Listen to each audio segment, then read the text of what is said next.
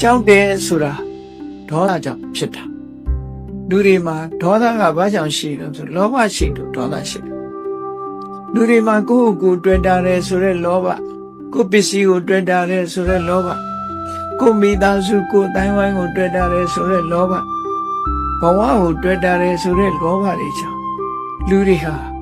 ကိုယ်အန္တရာယ်ဖြစ်မှကြောက်ရွံ့ကြတယ်ကြောက်တဲ့စိတ်တွေပေါ်ကြတယ်တွေ့တာမှုသည်ကြောက်ရွံ့တဲ့စိတ်ကိုဖြစ်ပေါ်စေတယ်မြတ်စွာဘုရားကျတော့အဲ့လိုကိုလည်းမတွေ့တာဘူးမိသားစုလည်းမတွေ့တာဘူးတပည့်ယဟန်တွေပေါ်မှာလည်းမတွေ့တာဘူးအလုံးမြတ်စွာဘုရားသမ္မာဝိမု ക്ത အလုံးကိလေသာစိတ်တွေကနေလွတ်မြောက်နေတာဖြစ်တယ်ပေါ့အဲ့လိုလွတ်မြောက်နေတာဖြစ်သောကြောင့်မြတ်စွာဘုရားမှာစိတ်ထဲမှာတုန်လှုပ်သွားတာခြောက်ခြားသွားတာလုံးဝမရှိဘူး